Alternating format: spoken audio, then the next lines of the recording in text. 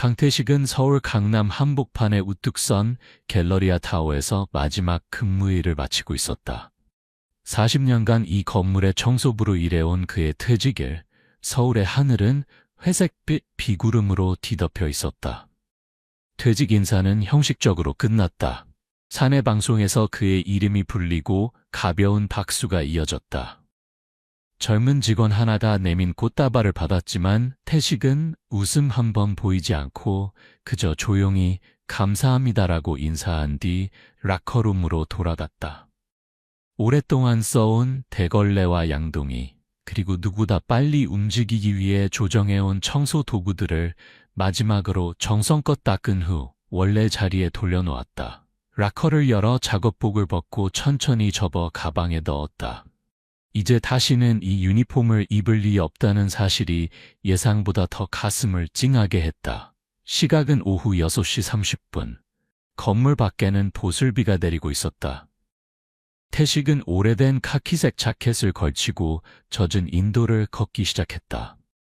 신호등이 빨간색으로 바뀌기 직전 그는 문득 뒤를 돌아 건물을 올려다보았다. 고층 빌딩의 유리창은 빗방울에 젖어 흐릿했고 그 너머로 자신이 일해온 세월이 비치는 것 같아 한동안 바라보게 되었다.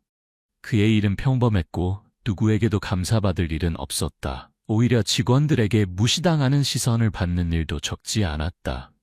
그래도 누군가는 해야 할 일이었고 자신에게는 자부심이기도 했다. 갑자기 바람이 세차게 불었고 발밑에 떨어져 있던 부러진 우산뼈대가 굴러왔다. 태식이 그것을 피하려 한 발짝 옆으로 비켜섰을 때 바로 옆 비상계단 발판에서 사람 그림자가 무너지듯 쓰러지는 것을 목격했다. 반사적으로 달려가 보니 그곳에는 한 젊은 여성이 얼굴을 숙인 채 웅크리고 있었다. 검은 정장에 젖은 머리카락, 얼굴색은 창백했고 손발이 가늘게 떨리고 있었다. 괜찮으세요? 태식은 쪼그리고 앉아 그녀의 어깨에 손을 얹었다. 여성은 반응이 없었고 다만 얇게 떨리는 입술에서 가느다란 숨만 새어나오고 있었다. 무의식 중에 태식은 주머니에서 손수건을 꺼내 그녀의 이마에 대보았다. 차가운 땀이 손수건을 적셨다. 이거 심하네요. 라고 중얼거린 그는 재빨리 자신의 작업용 점퍼를 벗어 그녀에게 덮어주고 휴대전화를 꺼내 구급차를 불렀다. 통화하는 동안에도 그녀의 맥박을 여러 번 확인하며 어떻게든 의식을 유지시키려 계속 말을 걸었다. 듣고 계시면 이름을 말해보세요. 괜찮아요. 무서워하지 마세요. 곧 도움이 올 거예요. 이윽고 구급차 사이렌 소리가 가까워졌다. 건물 관리실에서 경비원도 달려와 상황을 확인한 후 들것이 운반되어 그녀는 그대로 실려갔다. 경비원이 강 선생님, 감사합니다. 이제 저희가 대응하겠습니다. 라고 말하자 태식은 아니요, 끝까지 지켜보겠습니다. 라고 대답했다. 구급대원이 가족분이신가요? 라고 물어왔지만 태식은 그냥 지나가던 사람입니다. 라고만 알리고 그녀가 구급차에 실리는 것을 확인한 후 깊게 한숨을 쉬며 일어났다. 차가운 바람이 얼굴을 쓰다듬었다. 그는 젖은 점퍼를 가방에 넣고 다시 걷기 시작했다. 집으로 돌아가는 길에 작은 술집 앞에서 멈춰서서 망설이다가 결국 들어갔다. 카운터 자리에 앉아 막걸리와 파전을 주문했다. 김이 모락모락 나는 술 한 모금을 입에 머금자 위속까지 따뜻하게 퍼져나갔다. 주인이 오늘 무슨 좋은 일이라도 있으세요? 라고 말을 걸어왔지만 태식은 고개를 저으며 아니요, 그저 누군가를 도왔을 뿐입니다. 라고 대답했다. 다음날 아침, 태식은 평소보다 일찍 잠에서 깼다. 습관처럼 옷을 갈아입고 밖으로 나갔지만 더 이상 출근할 직장은 없었다. 그럼에도 그의 몸은 자연스럽게 그 빌딩이 있는 방향으로 향했다. 근처 벤치에 앉아 캔커피를 마시고 있는데 경비원 중 한 명이 그를 발견하고 달려왔다. 강 선생님, 어제 일 정말 감사합니다. 쓰러졌던 여성분 무사하시다고 합니다. 그래요? 다행이네요. 라고 태식이 미소 지으며 말하자 경비원은 목소리를 낮추어 말했다. 실은 말이죠. 그분이 보통 사람이 아니었다고 합니다. 이 빌딩을 소유한 부동산 회사 회장님의 따님으로 알려졌는데 지금 사내가 술렁이고 있어요. 그 말에 태식은 놀라 고개를 들었다. 그 아가씨가? 경비원은 고개를 끄덕였다. 하지만 신원은 아직 공식적으로 밝혀지지 않았습니다. 회장님이 돌아가신 후 갑자기 나타났다는 소문이 있어요. 어쩌면 어제 일이 무언가의 계기가 됐을지도 모르겠네요. 태식은 말없이 고개를 끄덕이며 멀리 솟아있는 빌딩을 올려다보았다. 그 높은 건물 어딘가에서 어젯밤에 그 여성이 지금 자신을 떠올리고 있을지도 모른다. 아니면 이미 잊었을지도 모른다. 하지만 그건 상관없었다. 단지 그녀가 무사하다는 사실만이 오늘 아침에 의미를 부여해주고 있었다. 아무도 보고 있지 않더라도, 누구에게 칭찬받지 않더라도 사람은 다른 사람을 도움으로써 자기 자신을 구할 수 있다. 태식은 그렇게 믿으며 식어가던 커피를 마저 마셨다. 새로운 아침이 조용히 시작되고 있었다. 그날 강태식은 오전부터 역 앞 도서관에 들러 예전에 다녔던 기술 전문학교 자료를 찾아보고 있었다. 직장을 떠난 지 며칠이 지났지만 시간의 흐름이 이상하게 느리게 느껴졌고 몸도 생각도 쉽게 안정되지 않았다. 주변 사람들은 바쁘게 움직이는데 자신만 멈춰버린 것 같은 착각에 빠졌다. 그런 때 무언가 도움이 되는 일을 하고 싶다는 충동이 다시 태식을 빌딩 방향으로 향하게 했다. 오후 3시가 지나 그는 무심코 전 직장인 갤러리아 타워 앞을 지나가게 되었다. 마침 입구에 낯설어 보이는 정장 차림의 여성이 서 있었고 무언가 직원과 논쟁하는 것 같았다. 그녀의 눈빛은 날카로웠지만 어딘가 망설임이 있는 듯한 복잡한 표정을 짓고 있었다. 태식이 다가가려 한 순간 그 여성과 눈이 마주쳤다. 숨을 들이킨 것은 그녀 쪽이었다. 저번에 정말 감사했습니다. 그녀가 작게 중얼거렸다. 그 목소리는 분명 며칠 전 비상계단에서 쓰러졌던 여성의 것이었다. 아, 무사하셨군요. 다행입니다. 그 후로 계속 걱정했어요. 그녀는 약간 부끄러운 듯이 고개를 끄덕인 후 갑자기 말했다. 부탁이 있습니다. 잠시 시간을 내주실 수 있으신가요? 가까운 카페로 이동해 태식과 그녀는 마주 앉았다. 그녀는 뜨거운 차에 손을 얹으며 조용히 말하기 시작했다. 제 이름은 최윤아라고 합니다. 이 빌딩을 소유한 혜성그룹의 창업자인 제 아버지가 최근 돌아가셨고 유언에 따라 그룹 전체의 재편과 현장 시찰을 명령받았습니다. 하지만 저는 오랫동안 해외에 있어서 현장 상황을 전혀 모릅니다. 그래서 익명으로 이 빌딩에 잠입해 직원들과 관리 체제를 직접 확인하라고 지시받았습니다. 태식은 약간 놀라면서도 고개를 끄덕였다. 그래서 그런 모습으로 쓰러져 계셨군요. 사실 그날 갑작스러운 저혈당으로 쓰러진 거예요. 원래 몸이 약한데 무리하게 단식했던 것이 원인이었어요. 그런 일이 생길 줄은 몰랐어요. 유나는 부끄러운 듯 웃으면서도 눈빛은 진지했다. 하지만 선생님께 도움을 받으면서 제 생각이 크게 바뀌었습니다. 도움을 청하지 않아도 조용히 손을 내밀어주는 사람이 이 빌딩의 현장에 아직 있다는 것을 알게 되었어요. 그래서 부탁드리고 싶습니다. 제 지원 역할로서 이 재편 프로젝트에 참여해 주실 수 있으신가요? 태식은 잠시 말을 잃었다. 막 퇴직한 자신이 그런 중요한 역할을 맡을 수 있을지 불안과 망설임이 스쳤지만 그녀 눈동자 속에 있는 진실한 빛을 본 순간 그것들은 조용히 사라졌다. 저 같은 사람이 괜찮다면 할 수 있는 범위에서 해보겠습니다. 다만 보수나 직책 같은 건 필요 없습니다. 단 한 가지 조건이 있다면 제 이름을 드러내지 말아주세요. 유나는 눈을 크게 뜨고 천천히 미소를 지었다.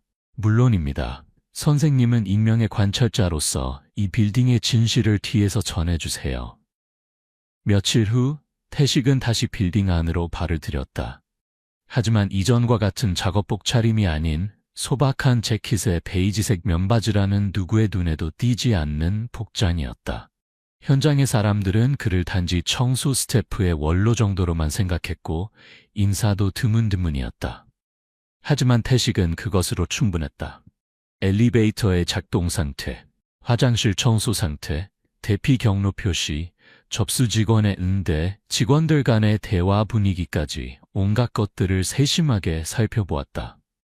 그의 관찰은 매우 정확했다. 40년간의 현장 경험은 보는 것만으로도 어디가 문제인지, 누가 태만한지를 직관적으로 알아차릴 수 있는 능력을 키워왔다. 그리고 저녁 조용한 사무실의 한 방에서 태식은 메모장에 오늘 하루 동안 알아차린 항목들을 하나씩 적어 유나에게 건넸다. 와, 이렇게 세세하게. 유나는 눈을 크게 뜨고 놀랐지만 곧 진지한 표정으로 고개를 끄덕였다. 대단해요. 마치 건물이 이야기를 들려주는 것 같네요. 태식은 쑥스러운 듯 웃었다. 건물에도 성격이라는 게 있어요. 이후는 사람이 어떻게 대하느냐에 달렸죠. 이렇게 전 노청소부와 새 사장의 비밀스러운 협력이 시작되었다. 태식의 메모에는 결코 표면에 드러나지 않는 직장의 진실이 현실적인 언어로 가득했다. 그곳에는 보고서가 아닌 생각과 경험과 바람이 담겨 있었다. 몇 주가 지나는 동안 유나의 마음속에 한 가지 확신이 자라나고 있었다. 이 남자는 아버지가 추구했던 현장의 목소리를 경영에 살리는 이상 그 자체를 구현하고 있었다. 그리고 자신이 오랫동안 멀리했던 사람을 믿는 용기를 다시 가르쳐주는 존재였다. 하지만 반면에 빌딩 내의 분위기는 조금씩 술렁이기 시작했다. 저 노인? 요즘 자주 보이는데 누구지? 왜 전직 청소원이 그렇게 거만하게 돌아다니는 거야? 이런 뒷담화가 직원들 사이에 퍼지기 시작했고 심지어 내부 감사가 진행 중이라는 소문까지 돌기 시작했다. 유나는 그것을 듣고 한숨을 내쉬었다. 누군가가 올바른 일을 하려고 하면 반드시 적도 나타나는군요. 그 말을 들은 태식은 조금 쓸쓸하게 웃었다. 그렇기 때문에 하는 의미가 있는 거겠지. 누군가는 미움받는 역할이 되지 않으면 변화는 일어나지 않는 법이니까. 그 말은 유나의 가슴에 깊이 꽂혔다. 그것은 예전에 아버지가 했던 말과 똑같았다. 그날 밤 유나는 문득 집의 서랍을 열었다. 그곳에는 아버지의 수첩이 있었고 마지막 페이지에 작은 글씨로 이렇게 적혀 있었다. 이름 없는 이들의 목소리에 귀를 기울여라. 그곳에 진실이 있다. 그녀는 조용히 수첩을 닫고 내일도 다시 태식을 만나러 가기로 결심했다. 그야말로 아버지의 말을 이어주는 마지막 연결고리일지도 모른다고 마음 깊이 느끼기 시작했다. 갤러리아 타워의 공기가 보이지 않는 파장처럼 흔들리고 있었다. 직원들 중에는 무언가가 변하기 시작했다고 직감하는 이들도 있었지만 그것이 무엇인지까지는 아무도 알지 못했다. 최윤아가 비밀리에 주도하는 내부 재편 조사는 강태식의 메모를 통해 점차 윤곽을 드러내고 있었다. 그의 보고는 철저하게 세밀했고 게다가 감정이 아닌 사실에 기반하고 있었다. 엘리베이터 내부 점검이 반년 이상 이루어지지 않은 것, 폐기물 처리장에 위반 사항이 있는 것, 관리부와 테넌트 간의 소통이 단절된 것, 심지어 일부 중간 관리자들의 신입 직원에 대한 괴롭힘까지. 태식은 모든 것을 기록으로 제출했다. 하지만 그것이 표면화되기 전에 어떤 사건이 계기가 되었다. 어느 오후 사무실 창고에서 물품 반입 중 실수로 빨간 선반이 넘어져 청소 여직원의 오른쪽 어깨를 강하게 쳐서 쓰러졌다. 그 현장에 우연히 있던 태식이 즉시 응급처치를 하고 129에 신고했지만 놀랍게도 관리부 책임자는 보고하지 말고 처리하라고 그 자리에서 말했다. 큰일이 되면 귀찮으니까 그녀에게 휴가를 주면 될 거야. 그 말을 들은 태식은 잠시 숨을 멈췄지만 아무 말도 하지 않고 그 자리를 떠났다. 그러나 그날 밤 그는 유나에게 모든 것을 말했다. 이건 이제 개선의 수준이 아니야. 썩어 있어. 그 말에 유나는 조용히 고개를 끄덕였다. 그럼 내일 행동하겠습니다. 다음 날 그녀는 정체를 밝히지 않은 채 모든 입주업체에 긴급 안전점검이란 명목으로 건물 전체의 재조사를 시작했다.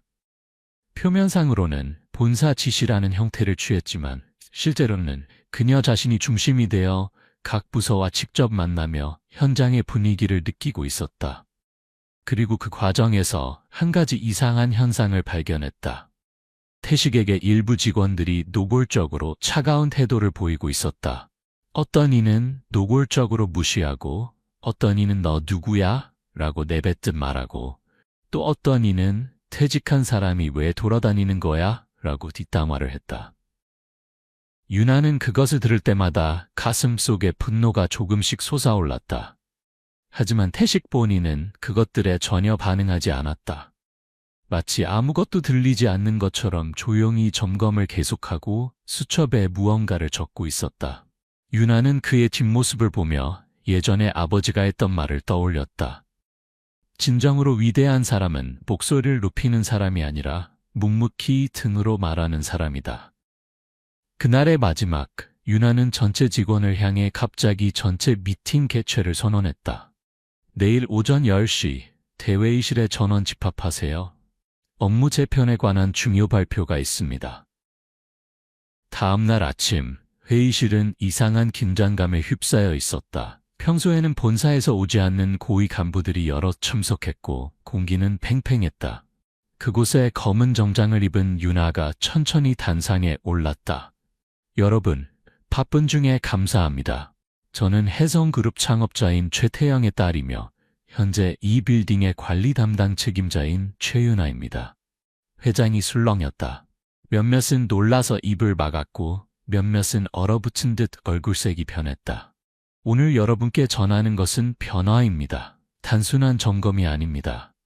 여러분이 일상적으로 일하고 있는 이 빌딩에 얼마나 많은 목소리 없는 목소리가 존재하는지 저는 이 몇 주간 직접 보아왔습니다. 그렇게 말하며 그녀는 프로젝터에 한 장의 사진을 비추었다.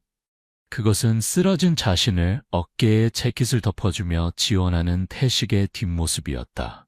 이 사진은 제 목숨을 구해준 어떤 분과의 만남을 보여줍니다. 그분의 이름은 강태식, 이 빌딩에서 40년 동안 청소를 계속해오신 분입니다. 회장은 조용해졌다.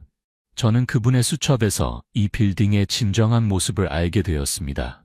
얼마나 많은 부정이 묵인되어 왔는지, 얼마나 많은 작은 목소리가 짓밟혀 왔는지, 그분은 단 한마디도 불평하지 않고 그저 기록하고 현장에 다가가며 누구보다 빌딩을 사랑해왔습니다. 유나는 책상 위에 놓인 두꺼운 파일을 열었다. 이것은 강 선생님이 남겨주신 현장 레포트입니다. 보고서가 아닙니다. 영혼의 기록입니다. 아무도 말을 꺼내지 않았다. 이윽고 한 명의 젊은 직원이 일어나 말했다. 저 그분에게 한번 도움받은 적이 있어요. 물건을 운반하고 있을 때 아무도 제게 말을 걸지 않았는데 그분만이 말없이 들어주셨어요. 라고 중얼거렸다. 그것을 계기로 다른 직원들도 잇따라 그러고 보니 저도 라며 추억담을 이야기하기 시작했다. 유나는 깊이 고개를 숙이고 조용히 말했다. 이 빌딩은 강태식이라는 이름 없는 영웅에 의해 지탱되어 왔습니다. 이제부터는 그가 보아온 진실을 바탕으로 진정한 의미에서 일하기 좋은 장소로 재탄생시킬 것입니다. 그러기 위해 여러분의 협력이 필요합니다. 그 자리에는 박수도 격려도 없었다. 다만 깊고 조용한 감정이 회장을 천천히 감싸고 있었다. 그날을 기점으로 빌딩의 분위기가 달라졌다. 태식의 존재를 멀리하던 사람들도 조금씩 그에게 인사를 하기 시작했고 메모를 부탁하러 오는 사람들까지 나타나기 시작했다. 유나는 그 모습을 보며 아버지의 영정에 말을 걸었다. 아버지, 저 드디어 알았어요.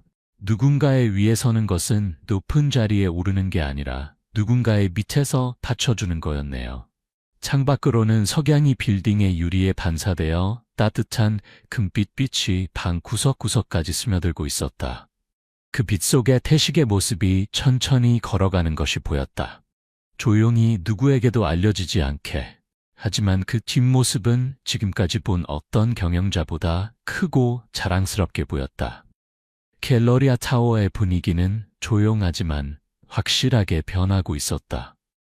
최윤아가 자신의 정체를 밝힌 이후로 직원들 사이에서 피어나기 시작한 빌딩의 변화는 강태식이라는 한 노인의 존재를 중심으로 퍼져나가고 있었다.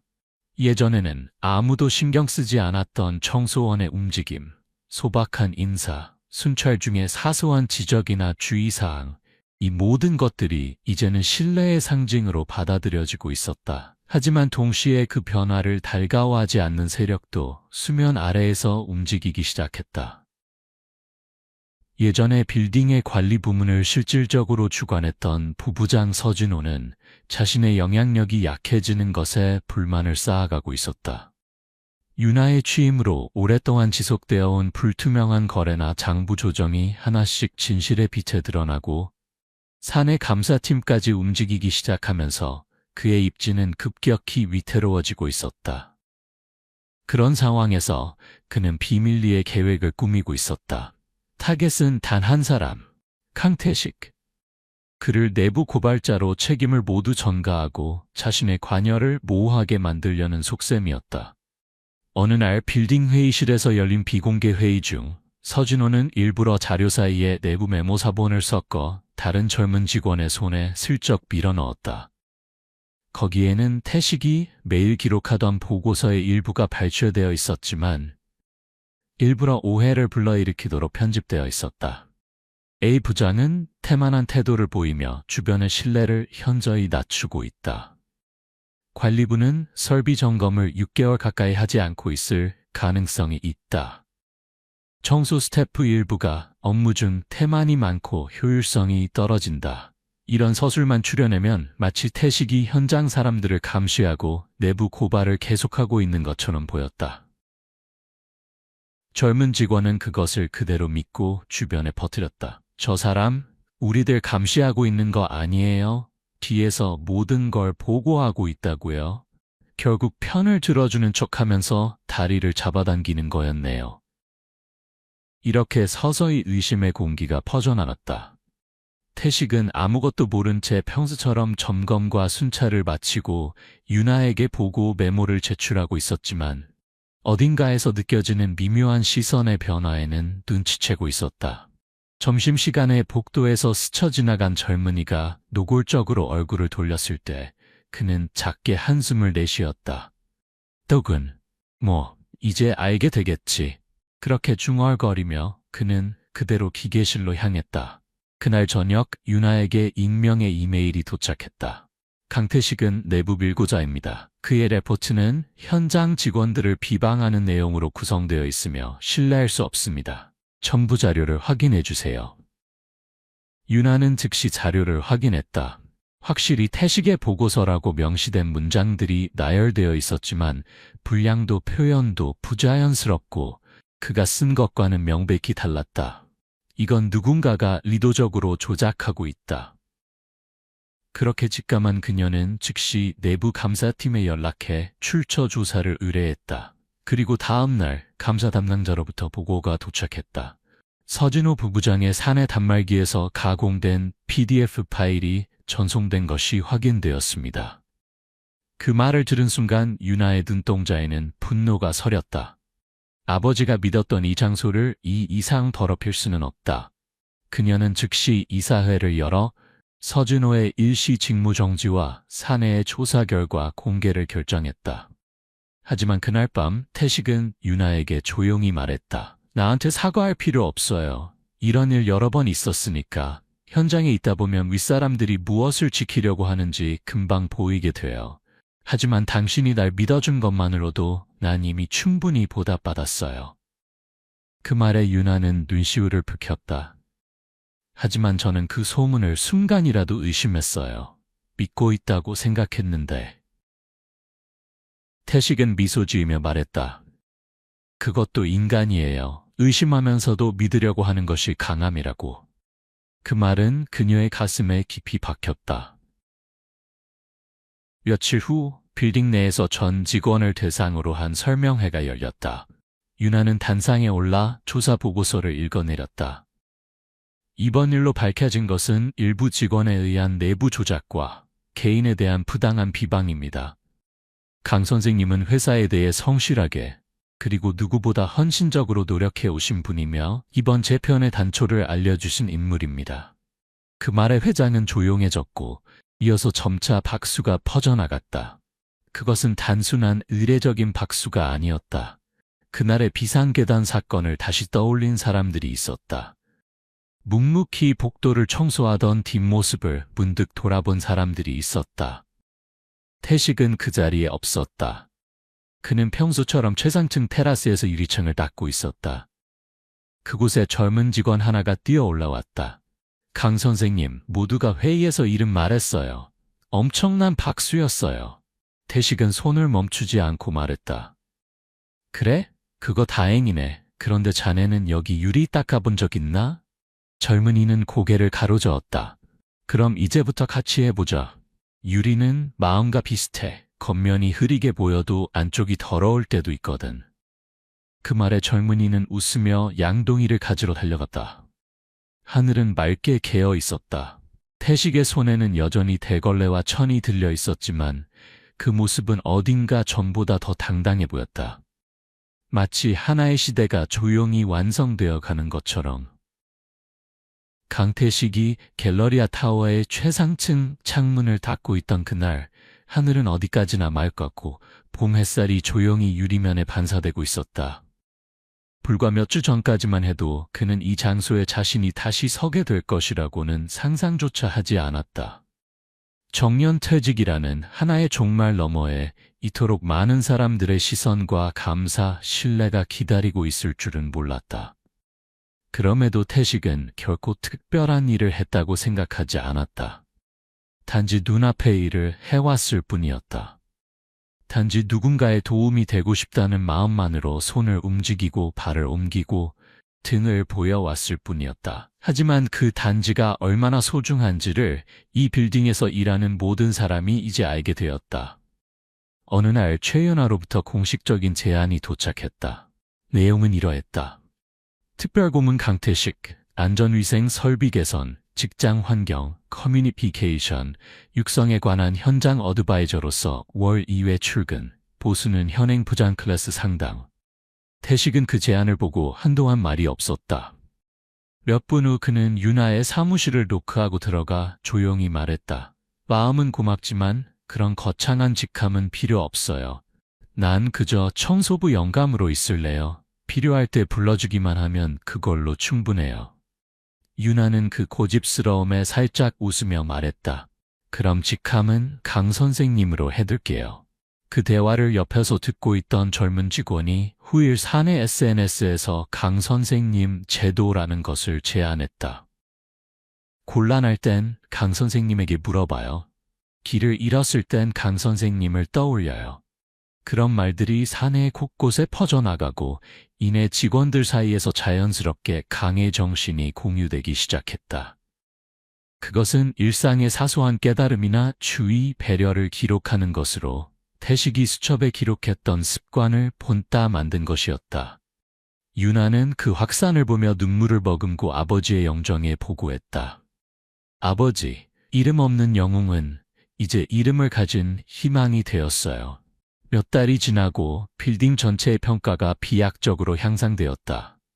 입주 업체로부터의 불만은 급감했고 직원 만족도도 급상승했다. 채용 페이지에는 사람을 소중히 여기는 직장으로 소개될 정도가 되었다. 어느 날 지방의 빌딩 관리 회사에서 유나에게 문의가 왔다. 그 강 선생님 메소드라는 것을 우리 시설에도 도입할 수 있을까요? 그녀는 미소 지으며 대답했다. 그것은 사람에서 사람으로 전해지는 것입니다. 어떤 움직이는 방법이 아니에요. 그날 밤 태식은 오랜만에 일찍 기가의 작은 베란다에서 화분에 물을 주고 있었다. 하늘에는 별 하나가 조용히 빛나고 있었다. 그는 낡은 라디오를 켜고 천천히 의자에 앉았다.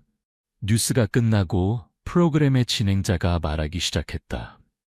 오늘은 어느 빌딩의 청소원이었던 남성의 이야기를 소개합니다. 보이지 않는 곳에서 누군가를 지탱한다는 삶의 방식이 얼마나 사람의 마음을 움직이는지, 그것은 그의 이야기였다. 누가 투고했는지는 알 수 없었지만 방송은 그의 지금까지의 걸음을 정성스럽게 소개하고 마지막에 이렇게 마무리했다. 당신의 등을 보며 우리는 오늘도 힘을 냅니다. 감사합니다, 강 선생님. 태식은 라디오 음량을 조금만 높였다. 말들이 가슴에 스며들었고 눈가가 뜨거워졌다. 하지만 그것을 흘리지 않고 그저 별을 바라보았다. 다음 날 아침 빌딩에 출근하니 입구에 한 소녀가 서 있었다. 교복 차림에 손에는 봉투를 들고 있었다. 혹시 강태식 선생님이세요? 제가 초등학생 때 여기서 길을 물었더니 친절하게 가르쳐 주셨던 아저씨가 생각나서요. 계속 잊을 수 없었는데 지금 여기 인턴으로 지원해서 합격하면 꼭 인사드리고 싶었어요. 태식은 조금 눈을 동그랗게 뜨고 말했다. 아, 그때 그 아이구나. 그는 웃었다. 잘 찾아왔네. 대단하다. 소녀는 붉어진 얼굴로 깊이 고개를 숙였다. 그때 말을 걸어주신 것이 지금도 제 인생을 바꿨다고 생각합니다. 그 말에 태식은 천천히 고개를 끄덕였다. 사람의 인생이란 어디서 누구에게 지탱되는지 모르는 법이지. 고맙다. 그 뒤에서 윤아가 살며시 나타났다. 강 선생님, 이제 다들 모였어요. 신입사원들을 위한 말씀 부탁드립니다. 태식은 잠시 망설였지만 그럼 한 가지만 말해볼까요? 라고 웃으며 모두가 기다리는 플로어로 걸어갔다. 그가 말한 것은 특별히 어려운 이야기가 아니었다. 단지 그가 40년간 보아온 아무도 알아채지 못하는 순간들에 관한 조용한 이야기였다. 바닥 구석에 떨어진 쓰레기를 누가 줍는지, 그것을 보는 누군가가 그 사람을 어떻게 보는지, 이런 작은 것들의 쌓임이 이 빌딩을 지탱해온 거예요. 젊은이들은 열심히 그 이야기를 듣고 있었다. 강의가 끝나자 모두가 일어나 정중히 인사를 했다. 태식은 그렇게 딱딱하게 굳어있지 말라고 라고 웃었지만 속으로는 가슴이 떨리고 있었다. 그가 걸어온 모든 세월이 이렇게 누군가의 미래로 이어지고 있다는 사실에. 그날 오후 최상층 창가에 서 있는 태식의 모습이 있었다. 유리 너머로 비치는 도시의 불빛이 마치 별의 바다처럼 흔들리고 있었다. 최윤아가 조용히 옆에 서서 중얼거렸다. 아버지가 살아 계셨다면 강 선생님을 만나게 해드리고 싶었을 거예요. 태식은 살짝 웃으며 말했다. 당신이 잘 이어받았어. 훌륭했어. 아니요, 저는 아직 멀었습니다. 하지만 강 선생님의 등을 보고 있으면 저도 조금 더 힘낼 수 있을 것 같아요. 두 사람은 한동안 말없이 밖을 바라보았다. 그리고 마지막으로 윤아가 이렇게 물었다. 강 선생님, 이 빌딩에서 가장 아름다운 곳은 어디인가요? 태식은 잠시 생각하다가 답했다. 사람의 마음이지. 그것이 가장 더러워지기 쉽고 가장 닦기 어려워. 하지만 제대로 닦으면 어떤 창문보다 투명해지니까. 그 말에 윤아는 눈시울을 붉히며 깊이 고개를 끄덕였다. 저녁 바람이 부드럽게 불어왔다. 빌딩의 옥상에서는 누구에게도 알려지지 않은 채 한 청소부의 이야기가 조용히 막을 내리고 동시에 새로운 이야기의 시작을 알리고 있었다.